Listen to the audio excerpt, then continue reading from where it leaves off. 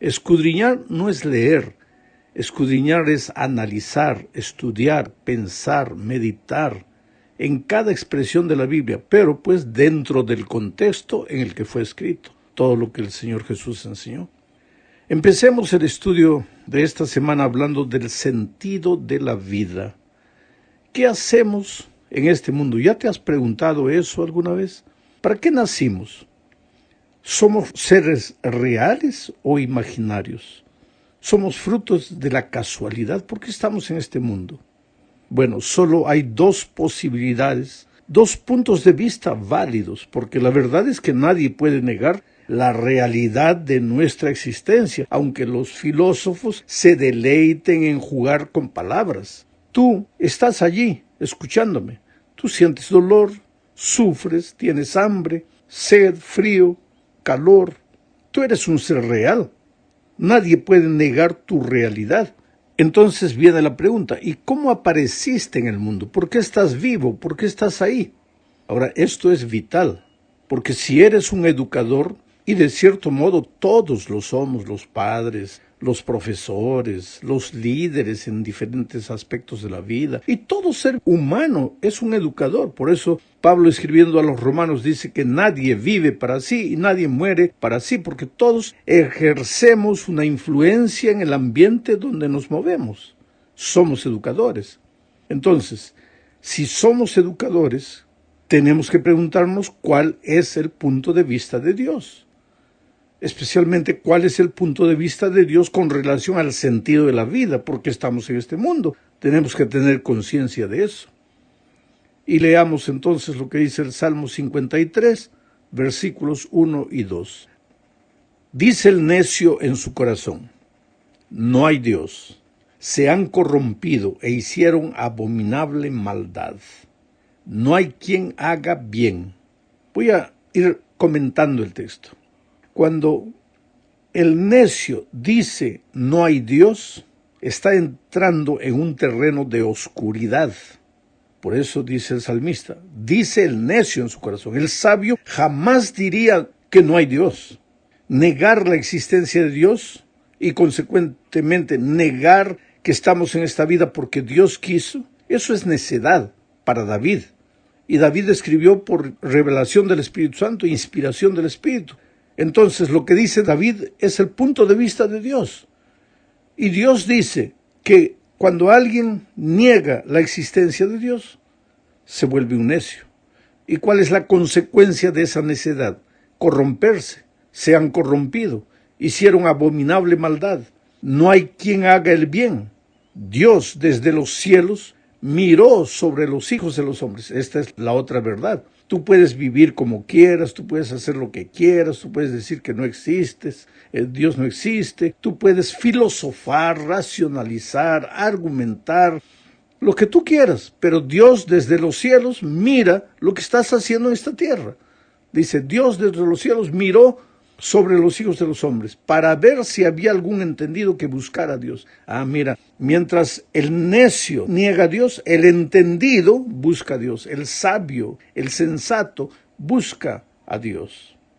Otro texto de la Biblia, Proverbios 15:3, dice, los ojos de Jehová están en todo lugar mirando a los malos y a los buenos. Quiere decir que en este mundo, para Dios, no hay varios grupos de personas, solamente dos grupos, malos y buenos. No hay más o menos buenos, más o menos malos. Solo dos, malos y buenos. Y en la Biblia eso encontramos muchas veces ese concepto. Cuando Cristo vuelva a esta tierra encontrará ovejas y cabritos. No encontrará ovejas, cabritos, jirafas, elefantes, no, solo dos grupos. Los que edifican en la roca y los que edifican en la arena. Los que temen a Dios y los que lo rechazan. Solo dos grupos. Ahora, los que lo niegan son necios. Los que lo aceptan son sabios, son entendidos. El elemento central, entonces, de la educación cristiana es aceptar la realidad de Dios, enseñar la realidad de Dios. Y no solo la realidad de Dios, sino la clase de Dios que Él es, un Dios personal, un Dios que nos ama, un Dios que se relaciona con nosotros. Es un Dios de milagros, porque al estudiar toda la Biblia tú vas a encontrar eso, que es un Dios de milagros, que muchas veces cuando Él desea, porque Él estableció las leyes, Él las respeta, pero muchas veces cuando Él desea puede inclusive romper las leyes de la naturaleza, como en el caso de la concepción virginal de Jesucristo. Ahora, el educador cristiano debe entender este primer concepto. Dios es una realidad, es un Dios personal, un Dios que ama a los seres humanos, un Dios que se relaciona a los seres humanos, un Dios de milagros. Esta enseñanza de la cosmovisión es especialmente aplicable a nuestros días porque el mundo intelectual en nuestros días en su mayoría enseña abiertamente, sin medias tintas, la cosmovisión atea y naturalista y afirma, equivocadamente claro, que la ciencia lo apoya. Y tú sabes que hay en muchos países inclusive que ya no se quiere que se enseñe creacionismo, solo evolucionismo. Esto es interesante, voy a comentar de esto un poco más adelante. Vamos ahora a la segunda parte de este comentario. Aquí comentaremos un poco la pregunta de Leibniz. ¿Quién fue este hombre? Fue un pensador, un filósofo alemán del tiempo del racionalismo. Él se hizo una pregunta interesantísima. ¿Por qué, dijo él, por qué hay algo en lugar de nada? Linda filosofía, ¿no? Juego de palabras. Los filósofos tienen la cualidad de usar las palabras, mezclar conceptos para finalmente llegar a la duda y confundir al ser humano. Pero hay pensadores, hay que respetarlos, hay que analizarlos. Entonces él hace una pregunta, pero una pregunta sincera, nacida de tanto estudio, de tanta manera, de tanto raciocinio. Y él dice, ¿por qué hay algo en lugar de nada? Ahora vamos a ver cómo la Biblia responde a esta pregunta. O sea, ¿qué es lo que Dios dice a través de su palabra? Primero, la pregunta, ¿por qué hay algo en lugar de nada? Génesis 1:1 dice, porque en el principio creó Dios los cielos y la tierra. Por eso hay algo en lugar de nada. Otro texto más, Juan 1:1-4, dice, en el principio era el Verbo, era Dios, y el Verbo era con Dios, y el Verbo era Dios. Este era en el principio con Dios. Está hablando de Jesucristo. Todas las cosas por Él fueron hechas. Sin Él nada de lo que ha sido hecho fue hecho. En Él, en Cristo, el Dios, el Verbo, estaba la vida. Y la vida era la luz de los hombres. Esto es lo que la Biblia responde. Esto es lo que la Biblia dice como respuesta a la pregunta de Leibniz. Porque él se pregunta, ¿por qué hay algo en lugar de nada? Pues porque hay un Dios creador. Porque cuando no había nada, por la palabra de Dios fueron creados los cielos y la tierra. Por eso existe. Ahora, si tú no crees en Dios, responde la pregunta. ¿Por qué hay algo en lugar de nada? Ya no sabes qué responder. Ahí tienes que jugar con las palabras. Entras para aquí, entras para allá, y ahí llegas a conceptos que solo tú entiendes. Pero la vida es simple, ¿para qué complicarla? ¿Por qué hay algo en lugar de nada? Porque hay un Dios creador. Entonces, ¿por qué existo en este mundo? Porque hay un Dios creador que permitió que yo viniese al mundo. Usó las leyes de la naturaleza, usó las leyes de la genética. Estoy aquí en el mundo. Tengo tendencias, tengo rasgos que mi raza me dejó como herencia, mis padres. Estoy aquí en el mundo con un sentido, porque aquí viene el asunto.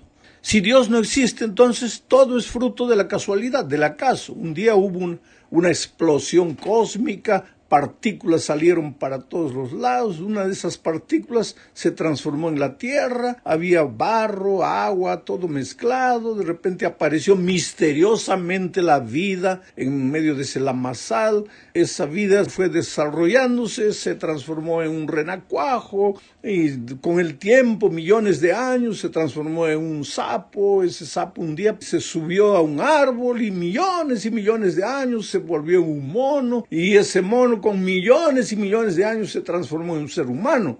Bueno, esa es una teoría interesante, interesantísima, porque yo por más que pienso no consigo entenderla. Ahora, existe otra posibilidad. ¿Por qué la vida existe? ¿Por qué yo existo? Porque hay un Dios de amor que me crió, que me trajo al mundo con un sentido, con un propósito. Ahora, yo personalmente prefiero ser fruto del amor de un Dios maravilloso que ser fruto de la casualidad. Yo soy descendiente de Adán y Eva, que descendiente de una forma invisible de vida.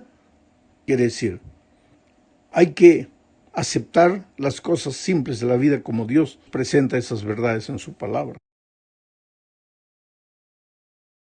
¿Y qué dice el libro de Éxodo? El libro de Éxodo presenta la santa ley de Dios. Y en el corazón de la ley de Dios está el cuarto mandamiento, que habla no solo del sábado, sino habla del poder creador de Dios. Porque el sábado fue establecido justamente en celebración de la creación, en celebración de la maravillosa obra de Dios. ¿Y qué dice Apocalipsis? En Apocalipsis 14, 6 al 12, encontramos al ángel volando por el cielo para predicar el último mensaje al mundo, y ese mensaje tiene que ver con la creación. Vamos a ver eso un poco más adelante.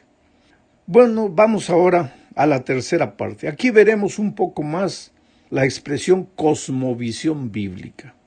¿Sabes? El deber del educador cristiano es entender lo que la Biblia dice al respecto de cualquier asunto. No importa la materia que tú enseñas, geografía, matemáticas, portugués, español, inglés, historia, lo que tú quieras. Tú tienes que prepararte para ser un buen profesor de historia, o un buen profesor de matemáticas, o un buen profesor de literatura. Tienes que ser, como educador cristiano, el mejor profesor en tu materia. Tienes que esforzarte y estudiar para eso. Pero no basta enseñar lo que el currículo dice. Es necesario que tú enseñes lo que la Biblia enseña al respecto de lo que tú vas a enseñar. Porque la realidad es que en muchos países, como ya dije, no se coloca delante de los alumnos opciones, sino que se coloca el concepto que los ideólogos de la educación de ese país desean que se presente a los alumnos. Ellos se quejan del radicalismo, pero cuando se trata de las ideas con las cuales ellos no están de acuerdo, en este caso con las ideas bíblicas, ahí nos acusan de radicales. Pero ellos mismos son radicales al defender sus propias ideas. Ahora, ¿por qué un país, por qué los ideólogos de educación de un país tienen que decir, vamos a enseñar esto a los alumnos? No, pues coloca por lo menos dos caminos, dos opciones. Defiende, expone delante de los alumnos las dos opciones y deja que el alumno escoja. ¿Pero por qué? Cuando se quiere defender principios y valores bíblicos, ahí vienen los ideólogos. No, eso es radicalismo. ¿Y no es radicalismo lo que tú quieres imponer, contrario a las enseñanzas bíblicas? Pues aquí viene la sabiduría del educador. Y solo es sabio el que busca a Dios, el que entiende a Dios, el que acepta las cosas simples de Dios. Enseña, tú como educador, todo lo que tengas que enseñar. Pero busca en la palabra de Dios qué es lo que Dios piensa al respecto de lo que tú vas a enseñar. Ahora, ¿por qué todo esto sucede? Es que hay una lucha invisible entre lo que la Biblia dice y lo que dicen los hombres. Todo eso tiene una cortina de fondo. Y Pablo, escribiendo a los Efesios capítulo 6, versículo 12, explica, dice, porque no tenemos lucha contra sangre y carne, sino contra principados, contra potestades, contra los gobernadores de las tinieblas de este siglo, contra huestes espirituales de maldad en las regiones celestes. ¿De qué está hablando Pablo aquí?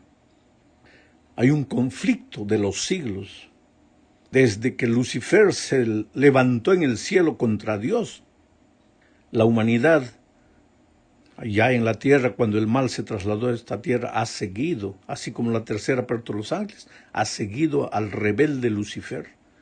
Y lo que quiere Lucifer es sacar de la existencia humana el concepto de Dios. Que el ser humano adore cualquier cosa menos a Dios. Que el ser humano piense en cualquier cosa menos en Dios.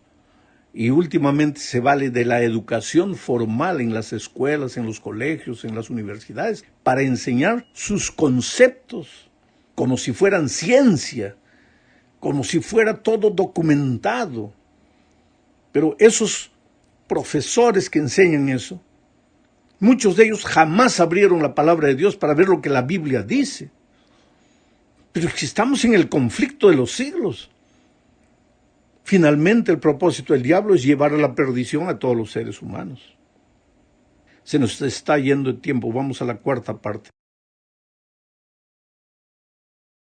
Hablemos aquí sobre la adoración al Creador. Apocalipsis 14, 6 y 7 dice: vi volar en medio del cielo a otro ángel que tenía el evangelio eterno para predicarlo a los moradores de la tierra. ¿Y en qué consistía ese evangelio eterno? Diciendo: temed a Dios, dadle gloria, porque la hora de su juicio ha llegado. Y adorad a aquel que hizo el cielo y la tierra, el mar y las fuentes de las aguas. O sea, el último mensaje de Dios al mundo, el último pregón, es el evangelio eterno. Pero el evangelio eterno no es solo el hecho de que Dios te salva, de que estás perdido, acabado y Dios te salva. No es solo eso. El evangelio eterno responde a la siguiente pregunta: ¿y por qué Dios te salva? Porque estás perdido. ¿Y por qué te has perdido? Porque fuiste creado como un ser perfecto, pero te separaste de Dios y el carácter de Dios se deformó en ti. Y entonces ahora viene el Señor Jesucristo, se hace hombre para morir en la cruz, para restaurar en el ser humano la imagen perdida de Dios, para restaurar el carácter del hombre, para restaurarlo, para salvarlo, para rescatarlo, para redimirlo. Y el evangelio eterno entonces no puede predicar solo lo que Jesús hizo en la cruz, tiene que predicar también lo que Dios hizo en la creación, junto al Padre, junto al Hijo y al Espíritu Santo. Tiene que predicar cómo el enemigo destruyó la imagen de Dios en el ser humano. Y finalmente, después de hacer entender al hombre que tiene que devolverse a Dios, entonces llevar el hombre a adorar a Dios. ¿Y todo esto por qué? Porque hay un juicio, porque la hora de su juicio ha llegado. Esto es parte del último mensaje que tiene que ser predicado al mundo. Nosotros como iglesia hemos sido llamados para predicar eso, y nuestras escuelas existen para enseñar eso, y nuestros profesores existen para enseñar eso. Bueno, querido, llegamos al fin de este estudio hablando de la ley de Dios. Primera de Juan 3, 4 dice: todo el que practica el pecado, practica también la infracción de la ley, pues el pecado es infracción de la ley. Ahora, si el pecado es infracción de la ley y la ley ya no existe, entonces ya no existe pecado, porque el pecado es la infracción de la ley. Y si no existe pecado, entonces Jesús nos va a salvar ¿de qué? Por eso, no es sabio decir que porque Cristo murió en la cruz, ya la ley llegó a su fin. Porque si la ley llegó al fin, entonces ya no existe pecado. Entonces, ¿para qué predicamos la gracia redentora de Cristo? ¿De qué nos va a salvar si no hay pecado? Si ya en la cruz terminó la ley y terminó el pecado. Entonces, todo el evangelio pierde sentido. Por lo tanto, la ley debe ser enseñada. Los principios, los valores de la ley deben ser enseñados. ¿De qué manera? Como un cerco protector de la vida del alumno. Como un conducto de amor, un camino de amor que Dios establece para el ser humano. A mí me gusta, oye, yo soy un apasionado de la manera como Dios establece las cosas, porque Él no es radical, por mucho que hay gente que acusa, no, que la Biblia es radical, que Dios es radical. No, Dios dice: mira aquí los caminos que coloco delante de ti. A los cielos y a la tierra llamo por testigos, para que vean que hoy día estoy colocando delante de ti la vida y la muerte, la bendición y la maldición.